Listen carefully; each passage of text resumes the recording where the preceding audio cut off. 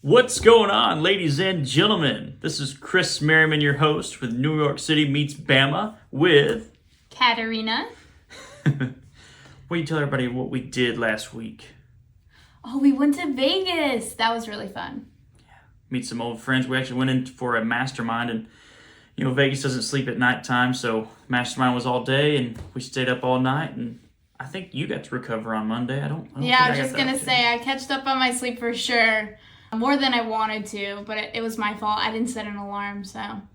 I tried to wake you up. There was no alarm. Really? It didn't matter. It didn't matter what you had. Well, we went to Vegas for a mastermind, and then I also pitched my social media package, and that was a first beginner class, and I sold out, so it was great. Yeah. And now I'm debating if I want to continue it.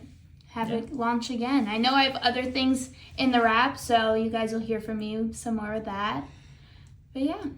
Yeah, it was good. Yeah, we got some pretty good insight for some of the franchise and other models that we're looking at building out besides our real estate investing. So it was good as always. It's a strong mastermind with Paul Finck, as you can imagine. Oh my gosh. Hi, Dad. He's going to hear this and be like, that was me. But yeah, and so I gotta recap you guys on the dog situation. So, with the dog, his sister has 2 dogs that she was breeding, and one of the dogs gave birth already. The other dog hadn't gave birth yet, and that was like the cuter, nicer dog. And so his sister was like, you want her dogs, not the other dog's litter. So we had to wait, and they were just born the other day, and they were 5 ounces when they were born. They were like 3 inches long. They were so cute.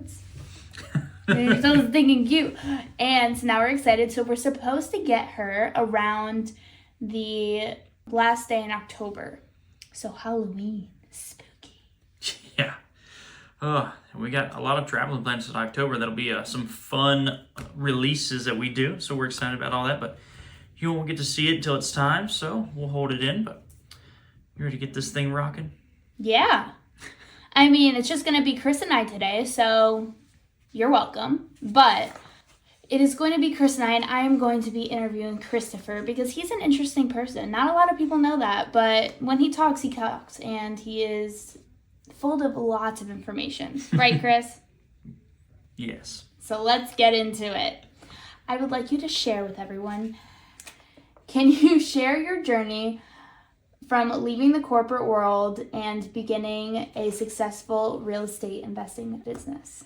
Yeah, so with that, I was an interesting case. I actually started out as self-employed and then went to the corporate world and then back to an entrepreneur. And why those are all 3 different was I started out as a handyman, ran my own handyman service at 16 to 18, and then kept that contracting growing. And I actually got my first flip. Started 18, didn't finish it till I was 20 or close to 21, something like that. And it was so harsh on me of a process because I had no knowledge, didn't understand what to do, and made a ton of mistakes along the way, that I ended up stopping that and going to get a job. And yeah, I know. Come on, man. I know. Yeah, that was the problem with it. And then from the corporate world, I stayed there for about a year.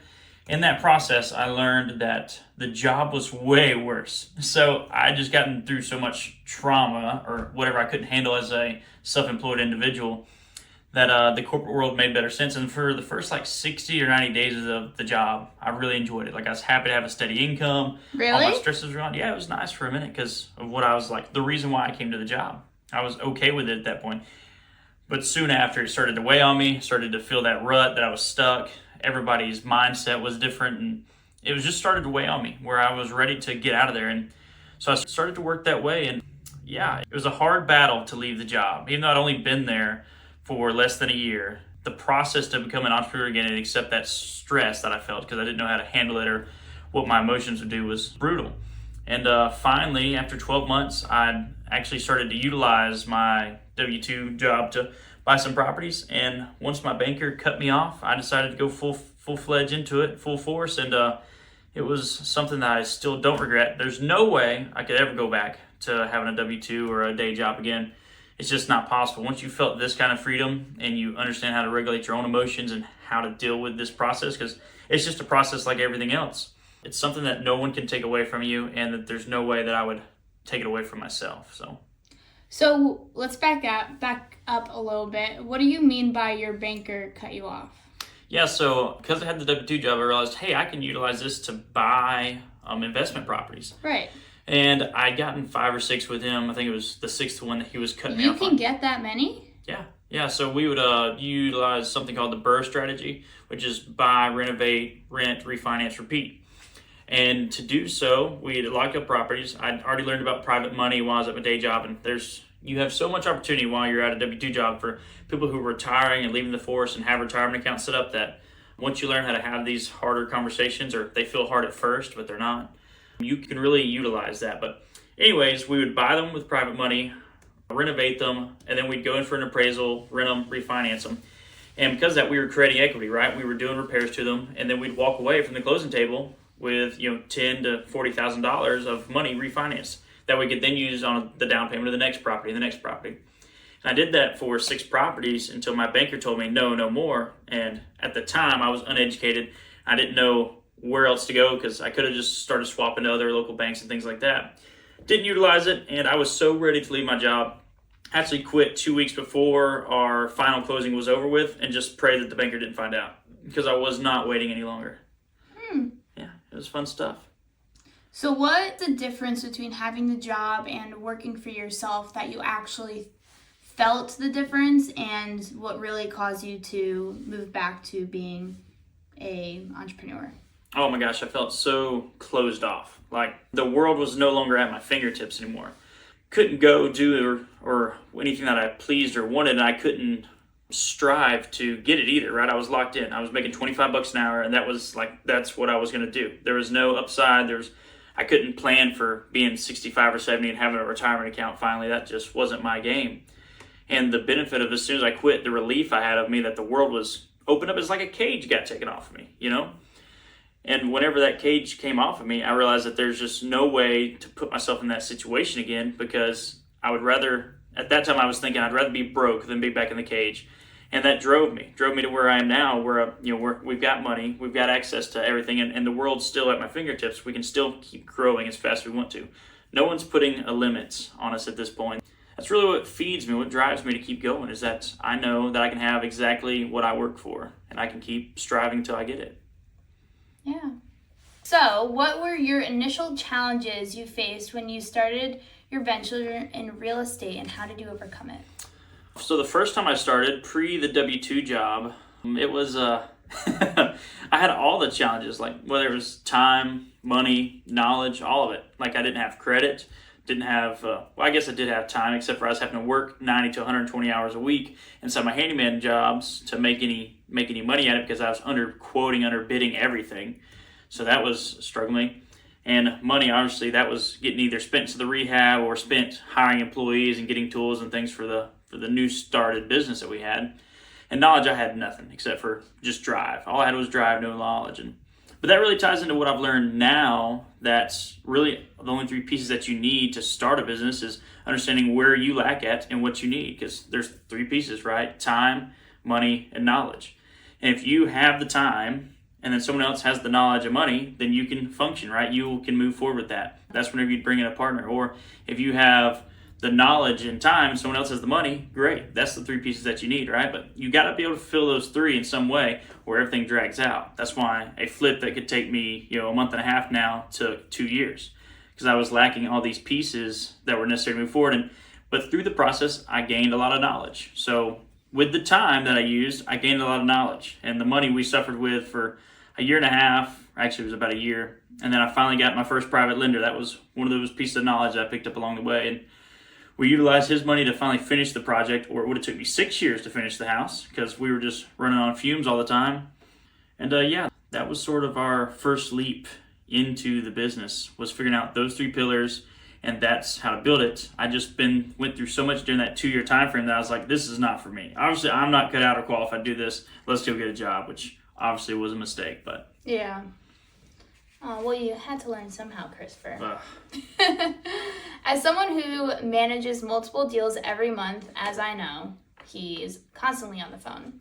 How do you ensure that you have a constant pipeline of opportunities? So Alex Ramonzi normally says if you've got leads consistently, your life gets easier, and that's 100% correct. So correlating that over to a strict real estate business, if you can figure out how to find the deals, then the money will come, the knowledge will come, everything else that you need will come, right? You can bring in a partner that has those other features.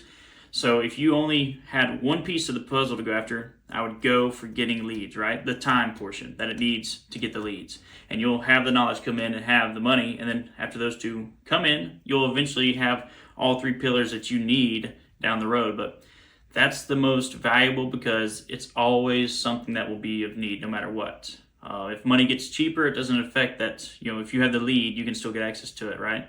So it's what you want all the time. How did you find the leads? How do I find leads? So in our case, I got tired of the normal models that were taught, that were scaled out, where you have 10,000 leads, you get them all, you skip trace them all, you cold call them and track your KPIs and get a 2% close rate and all that jazz. That wasn't really good for me because I like to build a business with the end in mind, and I thought as soon as the real estate market changes, all these guys are going to go broke because there's no way you can uphold this infrastructure if this is your model. Mm-hmm. Even if you were holding the properties or just holding, selling, flipping, and whatever it was, the model didn't make sense because how much overhead it would take, and in a market that was transitioning, you wouldn't have anything to uphold yourself. You'd run out of money. There's just no way. So we went for a model that I refer to as deep prospecting. So we handle problem properties, whether they come from having strong motivations like probate or pre-foreclosure, or they've got bankruptcy and divorce involved. We go after some highly curated list, arrest records, things that people don't normally go after and don't talk about as much. You hear it, but nobody actually does it, because I know that where we'd have more competition where I'm at. So we take these leads, stack the paint on them. So what that means is that if there's two motivations on it, now we'll start looking at that property. If it's just pre-foreclosure with nothing underlying like a bankruptcy or divorce, anything like that, I'm not going to mess with it. That's not my property until I've exhausted my other leads. So once we have that stacked paint list, that's all we target. And we use our much smaller marketing dollars to go after those properties only. Because whenever I get a call from one of them, we're probably going to close it, right? We've got a substantially higher close rate because we're going to close like 6 out of 10. It's pretty aggressive because we go after such a small list. On our first curated list, 6 out of 10, and it starts, backing off as we get deeper into our list. But it's a lot better than calling everybody on the planet hoping they sell, and our deals, our margins are so much larger as well because we're not fighting 16 other wholesalers that are giving them 70 cents, 80 cents on the dollar offer. We're typically by ourselves and just getting to talk one-on-one with the seller. So it's what we have utilized. Yeah. I feel like for those who are in other industries, just knowing every single part of your company and knowing the ins and outs of it will let you kind of manipulate it and figure out what works best for you. And that's exactly what Chris did. Yeah, look outside the box a little bit. Don't just follow the crowd. Yeah. Could you share with us some strategies you have with scaling your real estate business?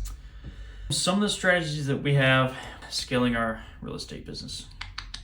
Well, I guess a lot of it starts with mindset, with scalability, and some knowledge as well. But I've learned that into the beginning, I was a hustler, and I kind of disagree with that mantra now. Now I prefer to outwork instead of out hustle, meaning I've got friends or colleagues that I've watched in the past that went from being a real estate investor to all of a sudden they were a realtor, to all of a sudden they ran a cleaning company, to all of a sudden they do spray tans or whatever it is, right? Nothing, like some things just don't make sense. Like, why are you bouncing around so much?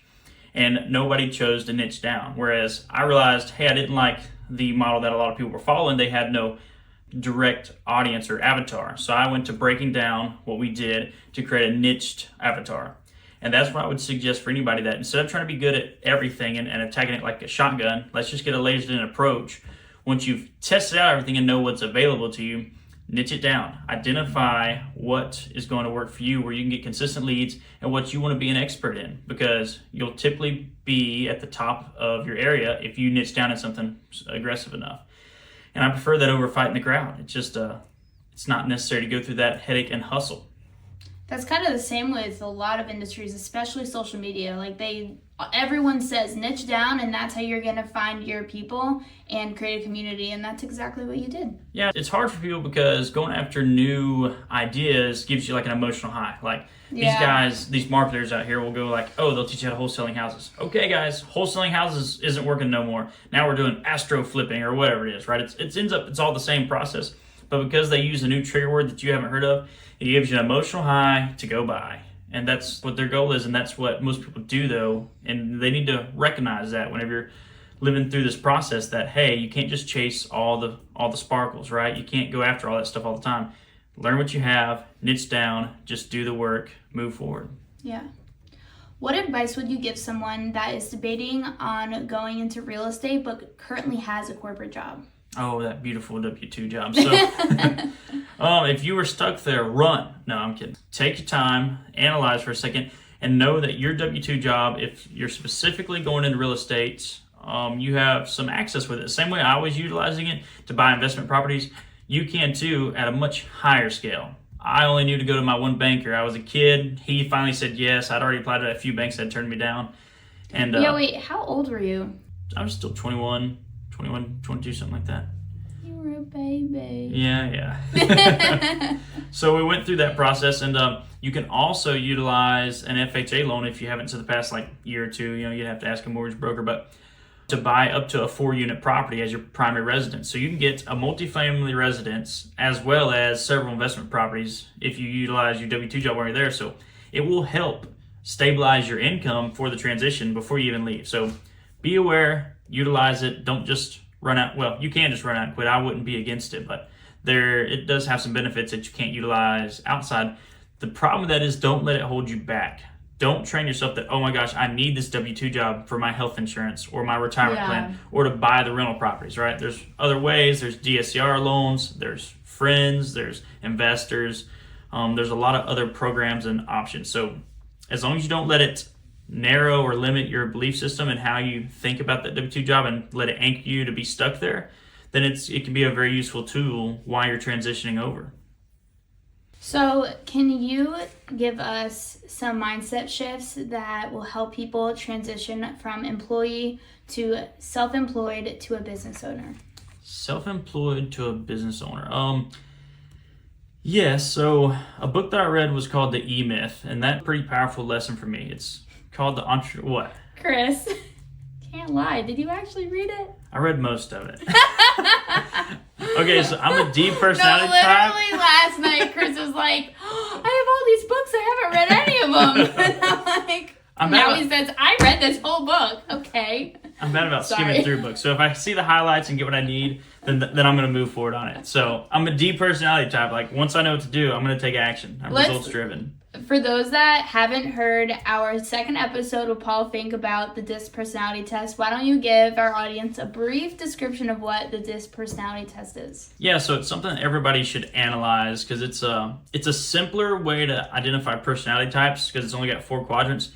And if you're, whether you're in a relationship, looking at business partners, employees, sales conversations, whatever it is, it's a super essential tool because it lets you break a person down into one of 4 categories in within 30 seconds of speaking with them. And it lets you know whether somebody is a D, which is someone who's results driven. Every action that they take is to get the end result. That is all they're driving to all the time. And they're more the partier, right? They're more of influence. They want to be the center of the limelight and whatnot. So they're your influencers. They are your superstars. Yes. Your people who constantly want to go out and party. They're the loudest person in the room, but you need to know that though, because they're pretty powerful salespeople. They do good on stage. There's a lot of strengths there that you should be aware of and how you work with them.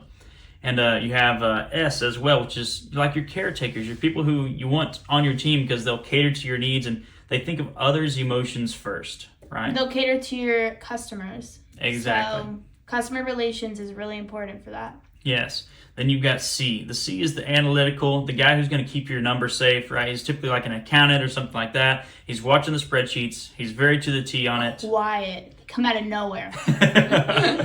They're typically pretty reserved, and they're all, again, though, they're results driven, closer to a D. but they are better at keeping track of everything. Where a D is more violent approach, just fast, go for it. The result's right there, let's get to it. He may cause chaos in the way, but he's going to get it.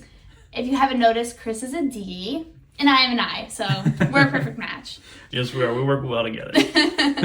Okay, so back to what you were saying. So D personality type, and you were talking about the difference between self-employed, employed, and how the mindset shift.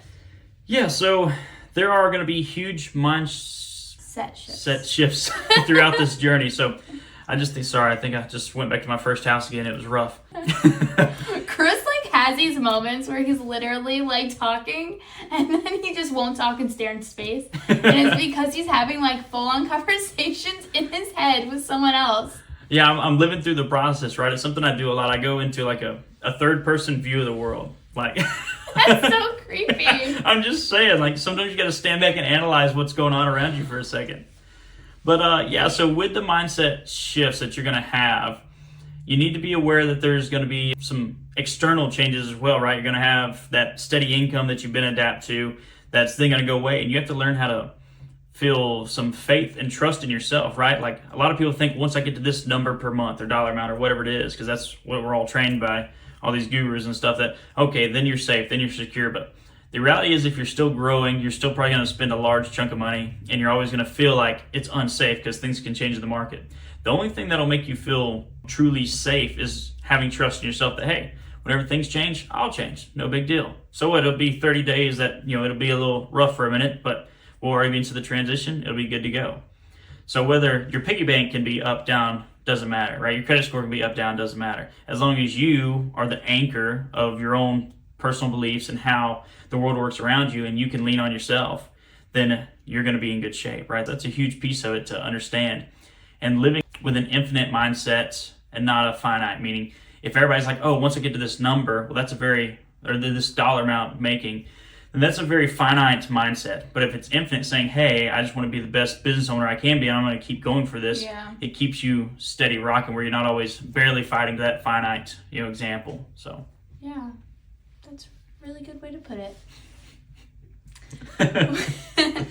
So what habits or routines have you think played a critical role in your entrepreneurial journey? What habits or routines have you created that you think made a impact on your journey as an entrepreneur? Habits or routines? That's interesting. So a lot of it is trusting in myself. So I would say that I don't agree with all the habits or the millionaire morning routine and things like that. So I disagree that you have to be perfect, right? You don't have to wake up, read a book, journal, jump into an ice bath or a tub or whatever the heck it is, have all these things done before 6 a.m. So for you, what'd you call it? The millionaire morning routine or whatever? Okay, so for girls our age, it's the that girl morning routine. You do not need to be the that girl to have a successful day or to succeed as an entrepreneur. That's definitely not it. Agree, yes. Yeah. So what would you think determines being successful? And what routines do you have that you think are better than the that girl or the millionaire morning routine? I don't think you have to have a particular habit or routine. The purpose those were created was for the masses to understand what's necessary, what's needed, right? There's a process. There's a reason journaling is a thing, because it helps you get your thoughts out on paper to take actionable steps. But if you can internalize those thoughts and create actionable steps, well, then you don't have to journal each morning, right? It's to train people processes that make you get an ice bath because it's hard, right? It's freezing cold and nobody wants to do it. It helps teach you discipline, right? You read a book to gain knowledge. You need to be self-improving all the time. These are things that they put in place to keep you doing it daily, right? You knock it all into the morning. That way it's over with. So are you got saying you're perfect already and that's why you don't need these things? That's not what I said. Mm-hmm. Well, sounds like it to me. No, but what things for you do you think that you do every day, every week that help you lead to the next step, let's say? What things I do consistently? Yeah. Personal development and working on my business and not inside of it. So sometimes you're going to get dragged into the business and not staying locked into it like now you're an employee to it. So staying on my mentor calls, reaching out to my coaches, things like that, helps keep me consistent and drug out of the inworks of my business. So if I didn't have those, I'd probably just be drug in like everyone else, and I would need ice baths. I would need to journal and things to pull me back out of it. Yeah. So those are pretty much the free options to keep everybody going in their own route. Yeah. So what would you tell someone that has never had a coach or had any mentorship at all, but was considering it? What advice would you share with them? They have to. But I mean, if they want to do this before they're 65 and want to save a lot of headache, unless they're perfect and they know what to do and they don't need any help, which doesn't exist. Right. Yeah. A lot of people have that mindset. They're like, I don't need a coach. I already know what to do. Well, really, you have a direction you can go, and that's awesome. Whether that direction is going to be easy or hard, or if you're going to make mistakes along the way, that having a mentor could resolve a lot and save you a lot of time. Yeah. That's what it would do. So if you're okay with taking the hard path and doing it, get it knocked out. Maybe you don't have to have a mentor. But if you want to expedite time and create a route worth traveling and create goals that you never knew were achievable, you have to have a mentor, because you need the knowledge in front of you from all these individuals. That's what you're doing, is compounding time, right? You're paying to get time back. That's the process. That's a good way to put it. You're definitely investing in yourself. Yeah. And it's worth the investment no matter how much it is. Absolutely. How do you maintain a balance between personal growth and business growth given the demanding nature of entrepreneurship? You live one life, and I would say it's all personal development, which leads to business growth. So with that being said, everything is personal development in that aspect. So if you're gaining knowledge, it's you personally being better at what you do day to day that will equivalate to your business growing.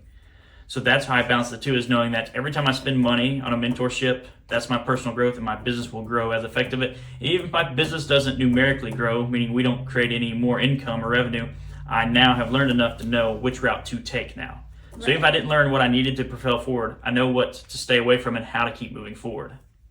Yeah, and I think also personal growth doesn't mean so much like you went to therapy and that's how you grew. Like, it could literally be you found a new group of friends and they help you grow in a different way than the friends that you currently have. And that can directly impact how you perform in your job or as an entrepreneur. Even though it's not showing in the numbers, it could show in the quality of the person you are and how dedicated you are to your work. Yeah, exactly. At the beginning of a business, if you've accepted that, hey, this isn't going to make money right now, because you're dumping all the money back into it and working hard to figure out or fine-tune a product or whatever it is, then that's a good mindset to have, because really, in today's world, we're the influencer age, right? You've got access to all the information you need, probably not just on YouTube. It's just whether or not you can implement properly or you choose to keep implementing. There's a lot of mindset issues that come around that, and that's why that personal growth is so important, because if you can't evolve in front of your business, one of the two will fail. And either one that fails equals that you gave up, right? And that's what equaled the failures, because you either emotionally couldn't handle it or your business couldn't financially handle it. One of the two, and you have to maintain both those, but I choose to utilize my personal growth to allow my business to grow. Yeah. So as an entrepreneur, have you faced any challenges or any failures throughout the years? Yes, I faced challenges. Yes, failures. The only one that I would consider a failure was that first deal, because I chose to quit, and that is what equals a failure. Did I get a lot of valuable lessons out of that time off that I took, I guess, to join my corporate world?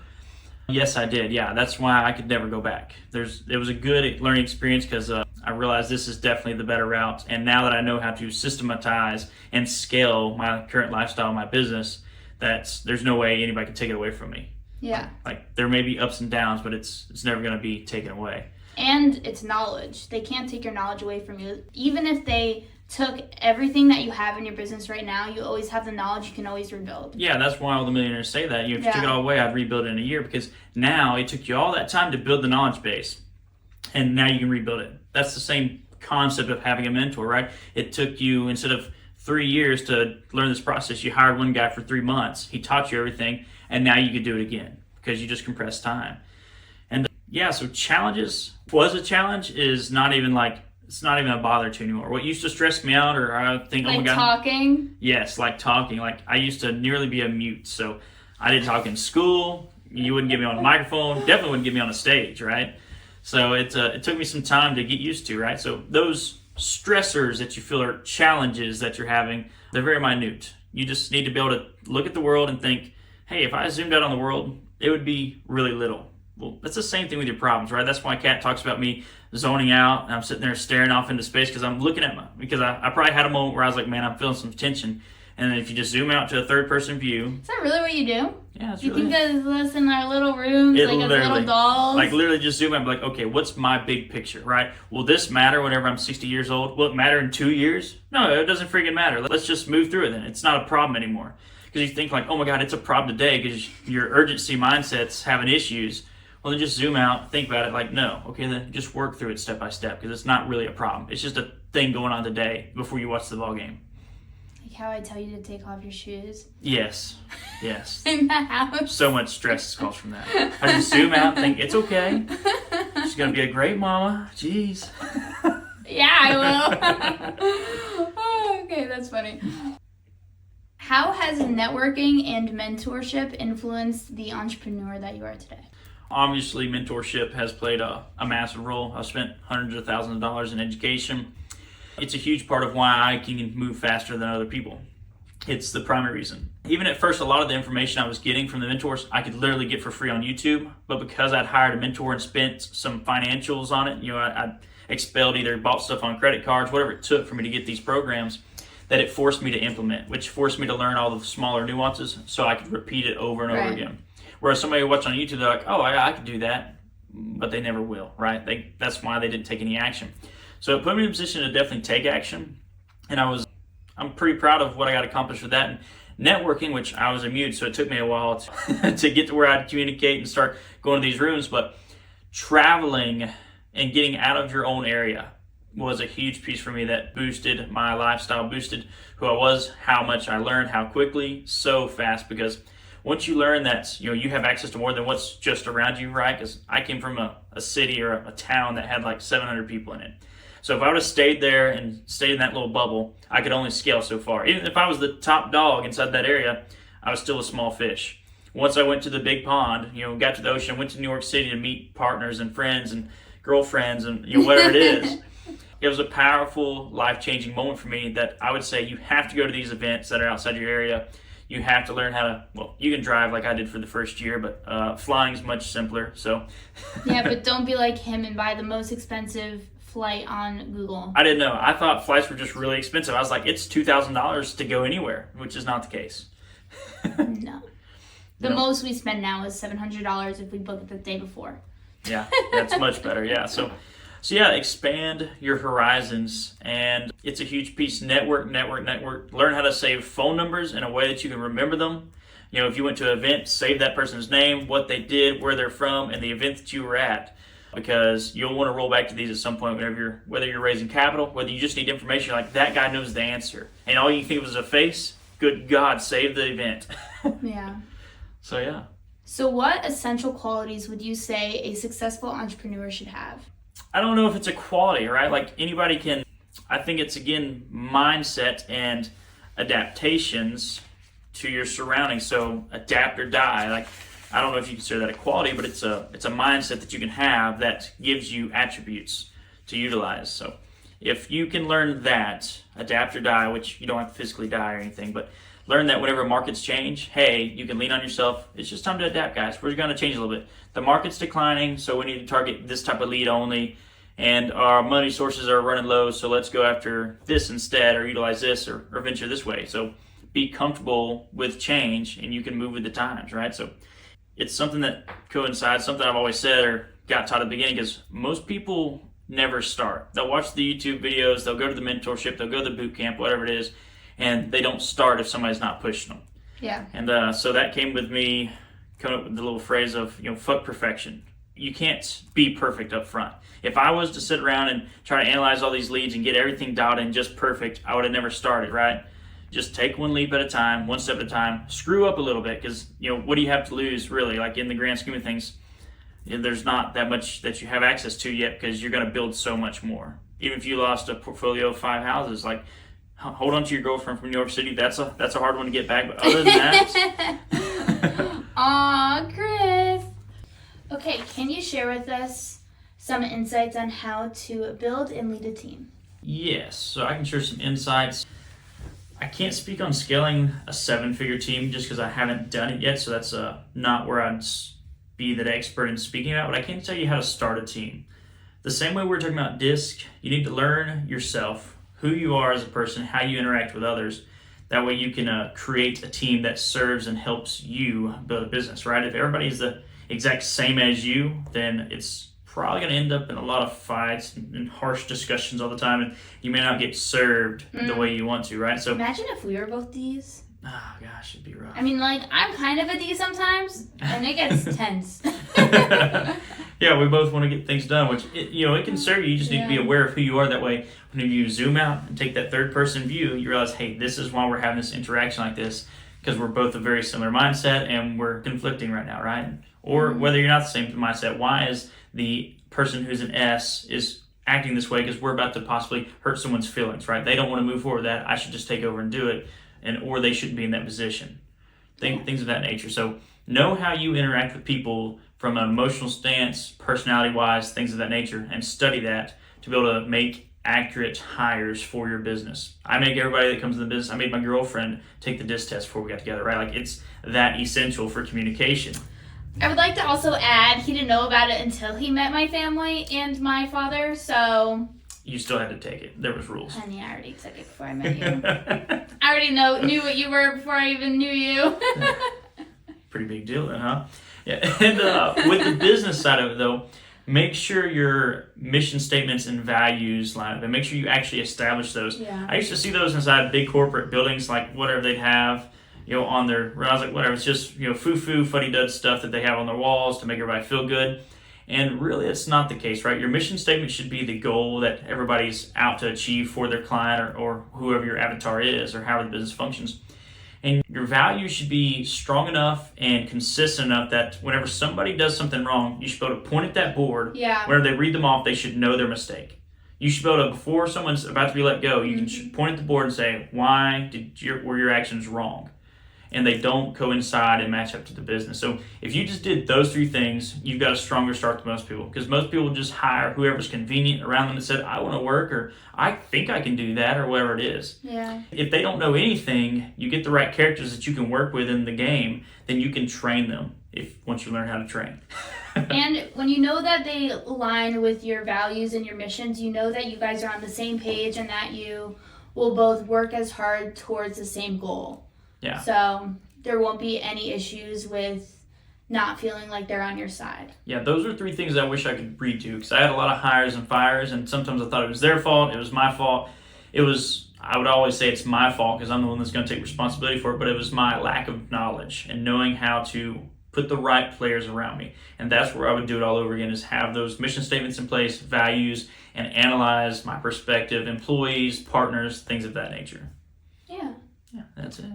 Can you share with us some financial insights or tips that have guided you in the growing of your real estate investing business? Some of the financial insights, I would say be aware of changing markets and things like that, like, adapt or die. So be ready for a transition whenever it comes. It's not something to be wary of, but plan for the future and study the past. Study the what we've seen in the past. So like recently, obviously we had 08, right? That's a huge one where so many people still tell us stories about it. That's why I got started in real estate in 2016, 2017. And they were talking about a collapse then. They're still talking about a collapse. And I'm presuming this is a forever thing. Every year somebody's predicting a real estate market collapse. But it's not something that you have to fear. Just be aware of it. And I would always suggest friends over finances. So if you're relying on banks and lines of credit and your credit score and things like that, those are the things that would be taken away from you during a financial collapse. Friends cannot. Private lenders and things like that cannot. If you've already prepped a group of people to say, hey, whenever the market changes, we're going to start doing this, X, Y, and Z, and we're ready to do that, well, now you're ahead of everybody. So you've got your guys that you're investing with now. If they want to transition with you because you're already prepared and you've already built a game plan for this, then great. But if not, you already have a team lined up. That way you can keep going and make sure everybody gets paid back. So those are things to be aware of. Just plan for things to go wrong and you'll be okay. And I say wrong, you're really just having a transition. It'll be going wrong for a lot of people who didn't prepare, who didn't have a plan in place. They said, oh my gosh, this was so unexpected, like we've never seen it before. If you look back in history, you've seen it before. You can study it and prepare for it. And that's what I would suggest. Don't build your business on a rocky foundation that can be swiped out from under you, or at least if it is, be ready to transition to a new plan that can resolve it. Yeah, that was good, Chris. What advice would you give to entrepreneurs who are going through some pressure, some stressful time right now? Zoom out. Zoom out and the world gets real small. You know, I've never heard you say that. I mean, I've heard you be like, I'm thinking, or like, yeah, like, or you're interrupted. I was mid-Zoom and then you said something. I'm like, wait, we gotta keep going. So it helps you analyze, like, so how I'm talking about, study the history and, prep for the future. It's hard to do that whenever you're inside the day-to-day. Like, you got to fix what's going on right. We got property refinances that are happening today, but hey, you feel panicked about it because it's not going perfect, not going well. Zoom out. Okay, if the market does this, if my credit score does this, what does that actually affect?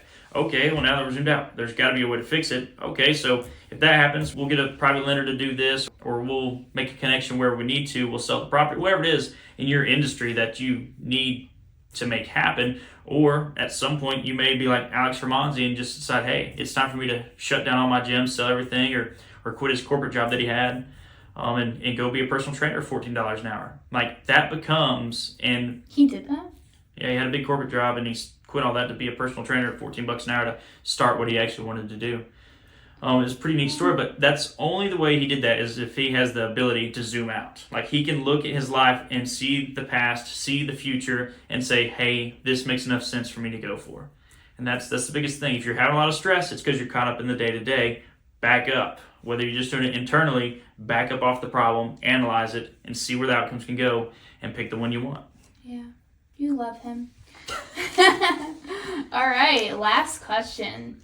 How do you envision the future of the real estate market, and what strategies are you employing to analyze the business and the future? Yeah, so in our business, we've started taking a lot of properties subject to, because if we pay those off, then put my lenders in a second position a lot of times. So if we take a property right now and put a big first position with my lender and the market tanks, if it tanks far enough, there's not enough equity to protect them.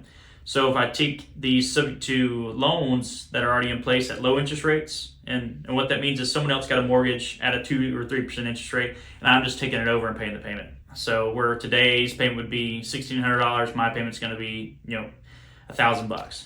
So for those that are new to real estate and are just getting into this, what does it mean when you have a first position and a second position? Yeah, so first position, we're talking about mortgage placement. So typically a bank, whenever you go buy a property, they put a first position on it. So you're like, oh, I owe $200,000 for my house. Well, that's because the bank put a first position. Yeah. But if you went and got another loan on it, they would have to be in a second position on that property. So first position is the first mortgage holder. A second position is a secondary mortgage holder on the property that you owe money. Got it. Yeah, so we are doing a lot of that. So my lenders, if something did tank, we still have a lot of our financing already in place to cash flow. So if I had to come to my lenders because we couldn't sell and we could still cash flow the property, and I said, hey, you only put $30,000 or $40,000 in this property. If I rent it out, I can cash flow and still pay you 12% a month. Are you okay with that until the market stays out? It gives us another exit strategy to satisfy a lot of people. If they're in the first position, they're just watching money dwindle away and I can't maintain the property because they've got to get paid and I can't support that.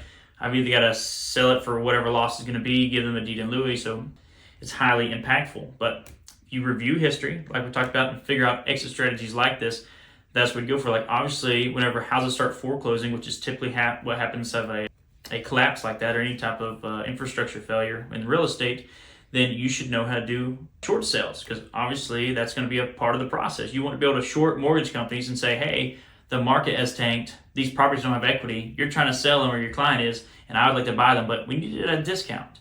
So be aware of what is going to be necessary, what skills that nobody's utilized in some time that will be functional whenever the time comes. Yeah. So, Chris, what platforms or what websites do you use currently to help you find these real estate properties? PropStream is a huge one for us. So we do a lot of in-house data scraping that takes a pretty good sizable team. We got VAs, we got people that go in person and spend a lot of time curating these lists that I utilize. And it takes a lot of effort, right? Because it seems like the city powers and things act like it's not public data and things like that, make it really difficult to acquire. And as well, acquiring and accumulating all the data, that way we can stack our list and things like that becomes a little hefty. But PropStream would be my number one piece of software that I would utilize. We use, which I'm not going to vouch for any of these skip tracing platforms, but I'll tell you, we have used, batch skip, need to skip, been verified if you're just doing one-offs, things like that are all useful to at least know where to go find them, but there's always a better platform out there. So for PropStream, what does it exactly have that other platforms don't have? You have the cheapest access to leads and the most data that you can find nationwide. So it's the most consistent, economical. It's still a pretty economical platform.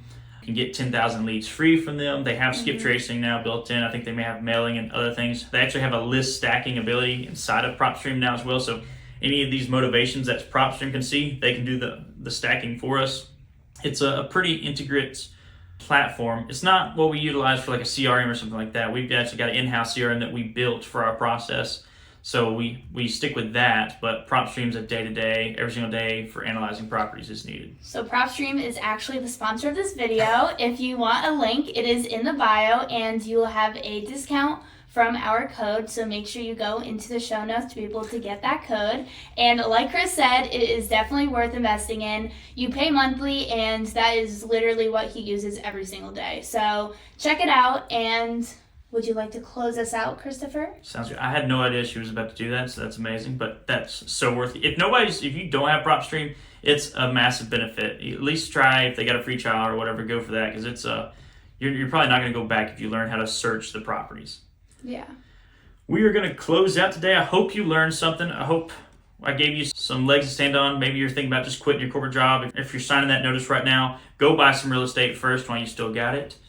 And, and next week, we're going to have Chris interview me. We'll see how that goes. He comes out with some juicy questions. It'll be a little spicier. All right, guys. See you next week. Bye. See ya.